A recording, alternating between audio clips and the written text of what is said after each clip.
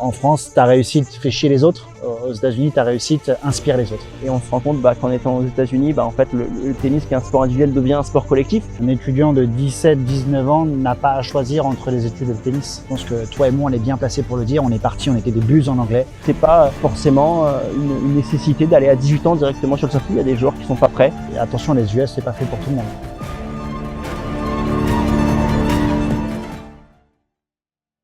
Bienvenue à tous, bienvenue sur ce premier épisode, ce premier podcast de la chaîne Process US, projet universitaire.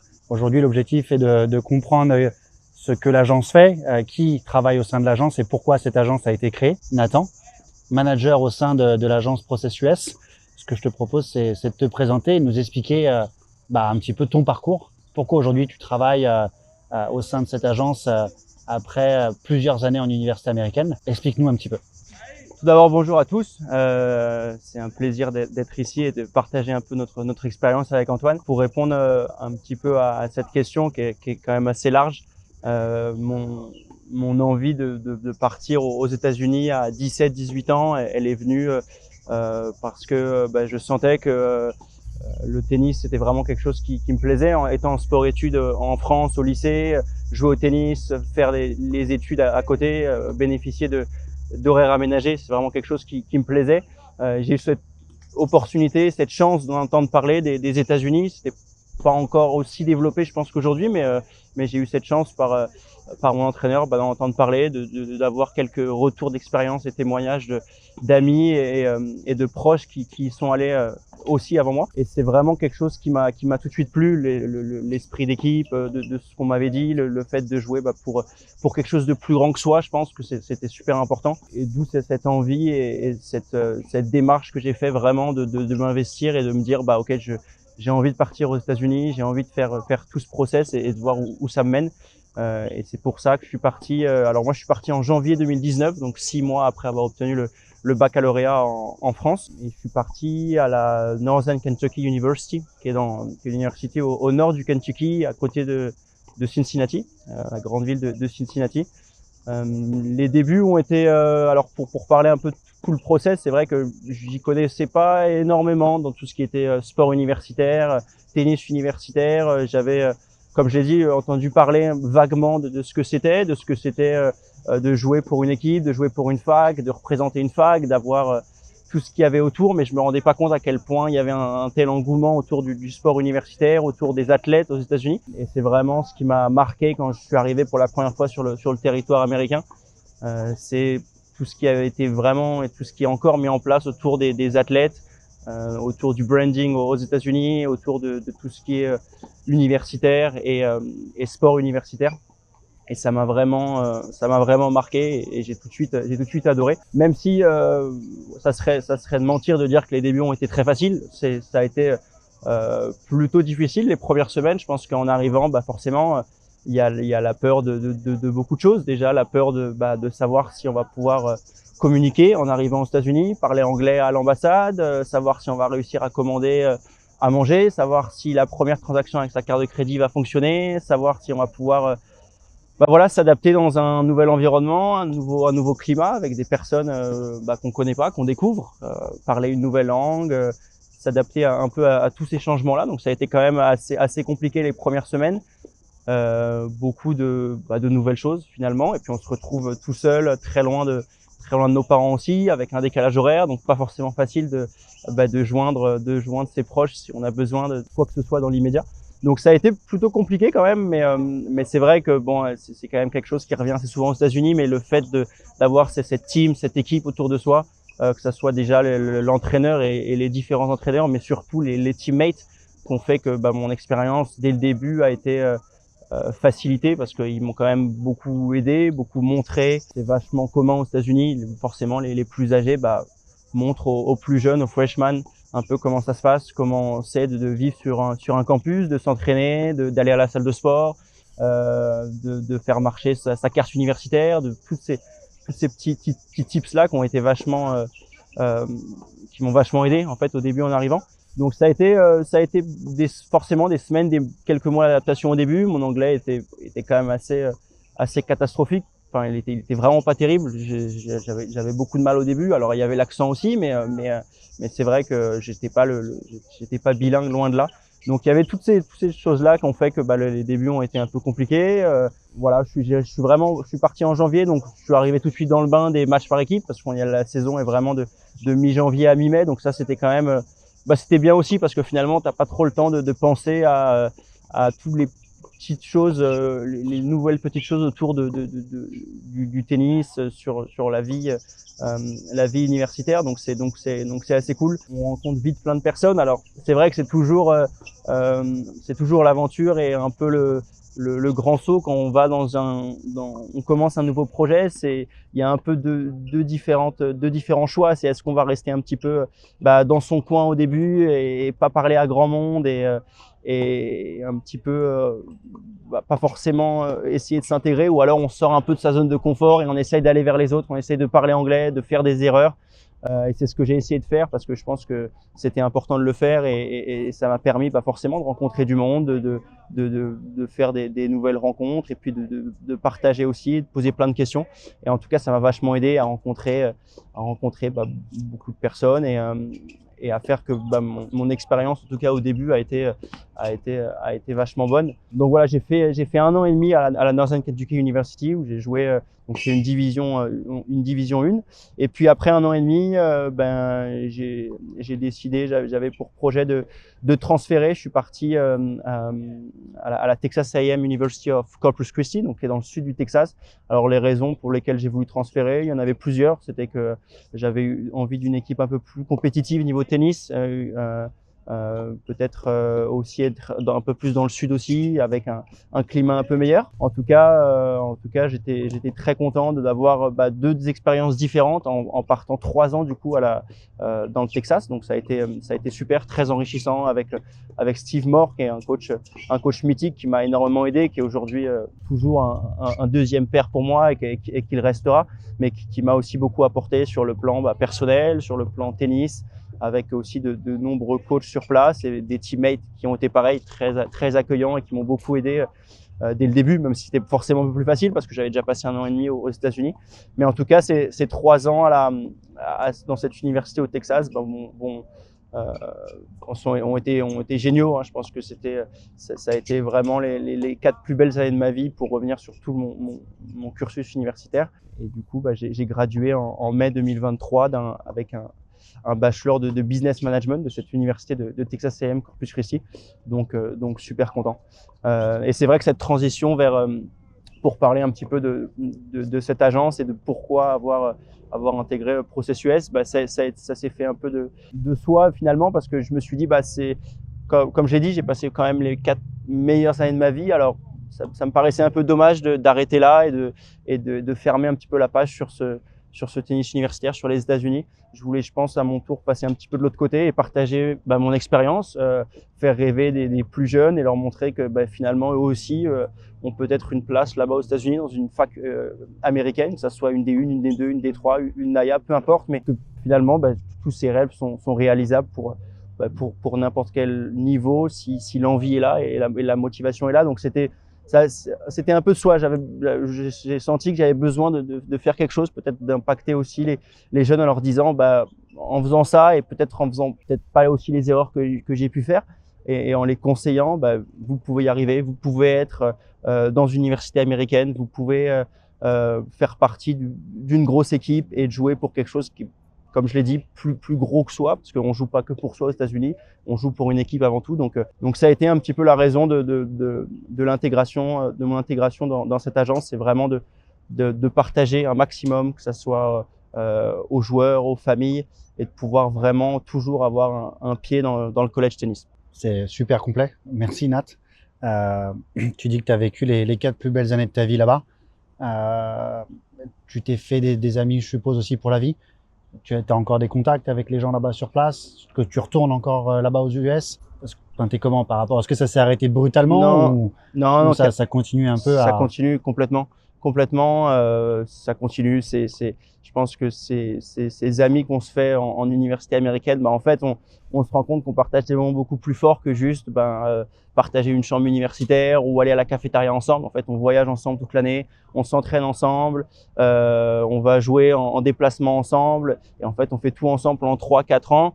Et on partage énormément d'émotions, qu'elles soient positives ou négatives. Il y a beaucoup de rires, beaucoup de pleurs, beaucoup de joie. Et en fait, ce qui fait qu'à la fin des 4 ans, en fait, on a ce besoin de rester en contact. On a besoin de se revoir. J'étais encore il y a 6-8 mois, je suis allé à un mariage de mon ancien partenaire de double aux États-Unis, au Texas. J'ai eu mes meilleurs potes qui sont venus il y a 2-3 semaines en France pour me voir aussi pour mon anniversaire. Donc c'est vraiment, ça s'arrête pas après 4 ans. C'est pas on tourne la page et c'est next. Et puis il y a plus de communication. On reste toujours très proche des personnes qui ont été là pendant 3-4 ans, qui nous ont accompagnés, qui nous ont aidés, qui nous ont appris à parler un peu mieux anglais, à être à comprendre un peu mieux les cours à l'école, à s'entraîner un peu mieux aussi, qui nous ont aidés sur le cours comme en dehors. Donc c'est vraiment des amis pour la vie et ça sera mes meilleurs potes jusqu'à la fin de ma vie parce que on vit des moments qui sont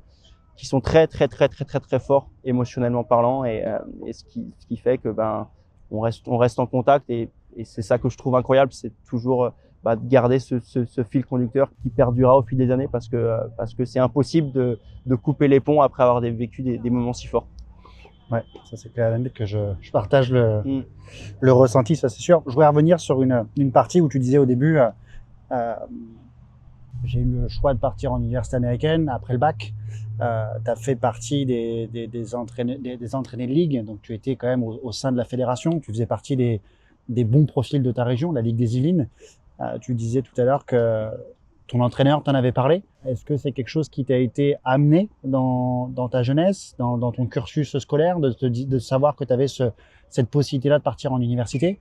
Et quel est le constat que tu fais aujourd'hui, depuis 2019? Tu dis que tu es parti en 2019, aujourd'hui on est en 2025. Je voudrais bien que tu reviennes sur ces deux parties-là. La partie on vous donne des informations quand on a 15, 17, 18 ans.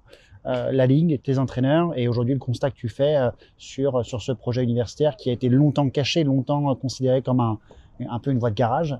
Quel est ton constat aujourd'hui par rapport à tout ça? Ouais, je pense que alors c'est vrai qu'à la Ligue des Yvelines où j'y étais pendant quand même de nombreuses années, c'est pas quelque chose qui était beaucoup évoqué, je pense, pas assez en tout cas. On était vraiment dans ce cursus fédéral, donc on pouvait en parler un peu, mais ça restait toujours assez flou quand même de ce que c'était, de ce que ça représentait d'avoir une bourse aux États-Unis et de toute cette chance et qu'on peut avoir en étant pas forcément en étant numéroté ou en étant moins 15, qu'on peut aussi bénéficier en étant 0, 1, 6, 2, 6, moins 2. Donc ça, c'était vraiment quelque chose qui n'a pas été beaucoup évoqué quand j'étais plus jeune. Ça a été beaucoup avec mon entraîneur Daniel Contet que j'ai eu dans le sud de la France, que ça a vraiment commencé à émerger cette idée. Et puis on en a parlé un peu plus et puis j'ai commencé à poser quelques questions à ce que c'était exactement, est-ce que ça se faisait en France, pourquoi aux États-Unis, pourquoi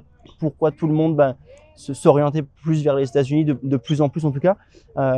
Et le constat que j'ai fait, c'est que je trouve qu'en tout cas à cette époque-là, on n'en parlait pas assez. Je pense qu'on n'en parle toujours pas assez, mais en tout cas en posant des questions, j'ai réussi à comprendre ce que c'était un peu plus et comprendre un peu mieux ce parcours universitaire. Alors tu parlais de la Ligue des Yvelines, on a eu quand même des bons exemples, des jeunes de la Ligue des Yvelines, notamment la génération 95 qui est partie, 3-4 qui sont partis dans des grosses facs universitaires. Donc je pense que ça nous a aussi donné un élan et se dire ok, si eux ils font, alors même s'ils sont moins 4, moins 15 numéros, peut-être que nous, un peu moins bien classés, on peut le faire aussi. Et c'est là où ça m'est venu l'idée en voyant des vidéos, en voyant la vie qu'on peut avoir là-bas, de se dire ok, peut-être que ça peut être mon tour aussi, peut-être que je peux en bénéficier. En tout cas, ça a été le pourquoi j'ai vraiment commencé à m'y intéresser beaucoup plus, à poser des questions, à regarder des vidéos, à regarder ce que c'était un campus, un virtual tour sur YouTube, des choses un peu toutes simples, et puis de se renseigner sur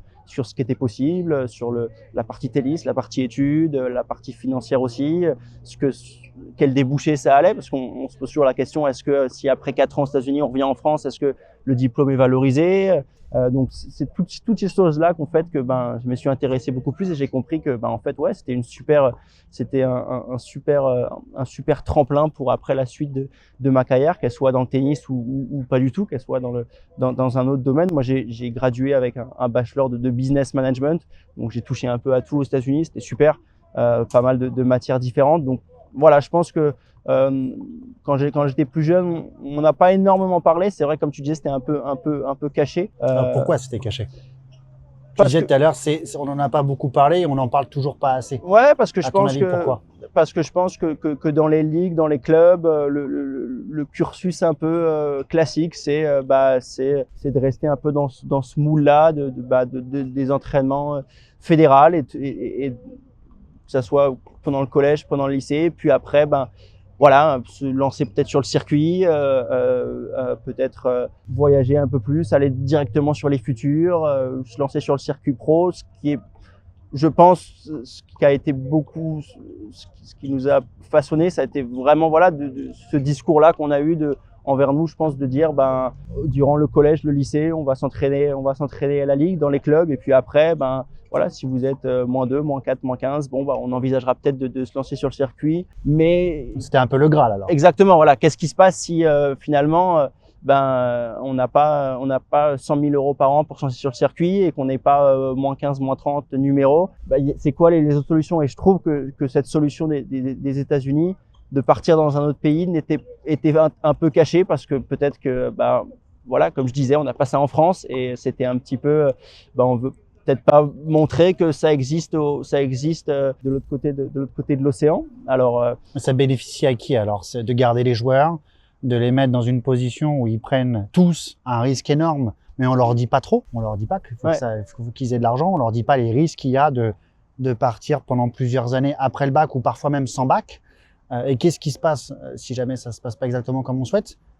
Ça bénéficie à qui en fait? C'est ça, voilà, la question que j'ai envie de te poser. Maintenant que tu es de l'autre côté de la barrière, est-ce que c'est les entraîneurs qui veulent garder? Est-ce que c'est la fédération justement qui veut pas tout simplement dire on sait pas faire? C'est une vraie question en fait. Ça bénéficie à qui de garder ces joueurs et de les mettre dans une situation tellement inconfortable parce que le Graal c'est le circuit, mais au final sans aucune garantie. Bien sûr, je pense que c'est un sujet très intéressant et qui mérite d'être évoqué. Je pense que malheureusement, je pense que le système fédéral fait qu'il est beaucoup concentré quand même sur l'élite, sur les 3-4 meilleurs Français. Il y a beaucoup d'argent et de moyens, je pense, qui sont investis autour de vraiment cette élite par tranche d'âge. Il y a beaucoup de choses qui sont mises en place. On oublie forcément du coup un petit peu le 4, 5, 6, 7 et ainsi de suite, qui sont pourtant très bons parce qu'on a des joueurs qui sont -4, -15 à 17, 18 ans, mais pourtant on voit partie des 3-4 meilleurs de la fédération, donc qui sont gentiment un peu oubliés. En parlant de l'élite, c'est super de se concentrer sur 3-4 joueurs, mais est-ce que ces 3-4 joueurs finalement vont arriver là où je pense que la fédération veut les amener, c'est-à-dire top 10 et vainqueurs de Grand Chelem? Pour l'instant, en tout cas, c'est pas le cas de ces 20-30 dernières années, mais je pense que le constat est que il y a des joueurs qui sont un petit peu délaissés et comme tu disais, si on n'a pas tout cet argent nécessaire et qu'on est un petit peu délaissé et qu'on n'a pas forcément en tout cas encore le niveau d'aller sur le circuit, en fait on se retrouve un petit peu sans rien parce que forcément on s'est lancé avec ou sur le bac sur un circuit professionnel qui est quand même hyper compétitif et puis en fait on se rend compte qu'on fait 2-3 ans et puis c'est super si on arrive à exploser, c'est top, mais en fait on se rend compte que si on n'y arrive pas, qu'est-ce qui se passe après quoi? Parce que on n'a pas de bac, on n'a pas forcément de bac, on n'a pas forcément de diplôme d'après bac. La fédération n'est plus là finalement parce que en fait on s'est lancé un peu tout seul étant un petit peu délaissé à 17-18 ans. Donc qu'est-ce que c'est l'après en fait? Et je pense que ça mérite d'être évoqué, d'être mis en lumière. C'est peut-être l'accompagnement en tout cas sur le pré-bac et sur toutes ces années avant. D'essayer d'accompagner les jeunes et leur dire il y a cette solution qui est envisageable, de continuer les études, de continuer à s'entraîner 3-4 heures par jour dans des conditions qui sont extraordinaires aux États-Unis, de bénéficier d'une bourse, donc d'avoir des études qui sont 100% pour les meilleurs financées par la fac. Et je pense que malheureusement, c'est caché. On essaye j'ai l'impression de garder tous ces meilleurs éléments dans un moule et vraiment de les façonner dans ce moule-là qui correspond malheureusement pas à tout le monde. Il y a des joueurs qui ont besoin aussi de voir autre chose, d'avoir un nouveau coach, d'avoir des nouvelles infrastructures, un système différent, de pas jouer que pour soi parce que forcément le tennis c'est un sport individuel et on se rend compte qu'en étant aux États-Unis en fait le tennis qui est un sport individuel devient un sport collectif. Donc je pense que il faut que forcément tous les projets sont différents et il faut l'adapter à chacun et à chaque joueur.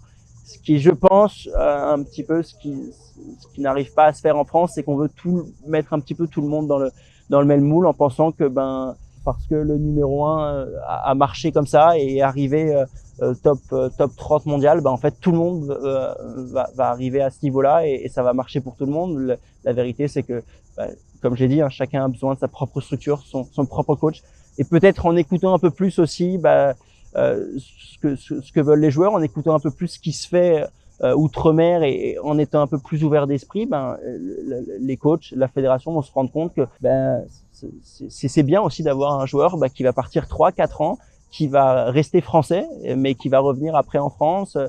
Il y a des super exemples. Je prends l'exemple d'Arthur Hinderknecht qui est parti 3-4 ans en université américaine, qui est parti à -15, qui jouait pas forcément top 3, top 4 au début, mais qui fait ses preuves, qui s'entraîne dans un super cadre avec des super coachs, et puis en jouant quand même, parce qu'on a la possibilité aussi aux États-Unis jouer des futurs, des challengers sur la période un peu off entre août et décembre, et de se façonner aussi, de grandir, de se construire un physique, un mental, et puis après de progressivement revenir sur le circuit 3-4 ans plus tard, parce que c'est pas forcément une nécessité d'aller à 18 ans directement sur le circuit. Il y a des joueurs qui sont pas prêts, et je pense que d'évoquer ce sujet, de se rendre compte que ce parcours-là, il est adaptable à chaque personne, à chaque joueur. C'est important d'en parler, c'est important de débattre là-dessus parce que c'est un sujet, encore une fois, qui est un peu trop et encore à l'heure actuelle beaucoup caché, je pense. Ouais, c'est un très gros sujet, c'est un sujet qui est très touchy parce qu'on peut vite avoir le statut d'anti-fédé, alors que pas du tout. Mais c'est un sujet en effet où les joueurs doivent avoir l'option, et avoir des options aujourd'hui, c'est fondamental. Je suis personnellement convaincu, et je pense qu'on l'est tous les deux, qu'un étudiant de 17-19 ans n'a pas à choisir entre les études et le tennis. Moi, j'en ai fait un peu une bataille depuis que je fais ce métier-là, mais il est hors de question pour moi de demander à un gamin de choisir entre faire des études, faire du tennis, parce qu'il y a tellement de risques. Et si ça ne se passe pas comme on veut, je pense qu'on doit être capable tout simplement de sécuriser. Et sécuriser, c'est avoir un plan A, un plan B, un plan C. Et un étudiant aujourd'hui, un étudiant athlète, il va être confronté à une multitude d'obstacles. Et le tennis est un sport tellement ingrat qu'on doit pouvoir les protéger. Et attention, les US, c'est pas fait pour tout le monde, hein. Mais d'avoir des options, de savoir ce qu'il est possible de faire, d'aller sur le circuit. Mais si on va sur le circuit, peut-être de faire d'autres choses à côté pour garder les possibilités ouvertes, les portes ouvertes. Mais en tout cas, en effet, c'est un vrai sujet et je partage complètement ton point de vue là-dessus. Ouais, je pense qu'on est tous les d'accord sur ce sujet. En parlant un petit peu de tout ça, Antoine, est-ce que tu peux revenir aussi sur ton expérience aux États-Unis, mais surtout qu'est-ce que ça t'a apporté et pourquoi avoir créé cette agence dans le prolongement un peu de tout ce qu'on a évoqué, mais pourquoi ProcessUS, qu'est-ce que c'est exactement et d'où t'es venu cette idée un petit peu de passer un petit peu, comme je disais aussi, de l'autre côté en conseillant tous ces jeunes et en leur apportant toute ton aide et ton expertise pour les États-Unis. Alors pourquoi je suis parti aux US? Moi, c'est une bonne question. J'étais pas un très très grand joueur de tennis.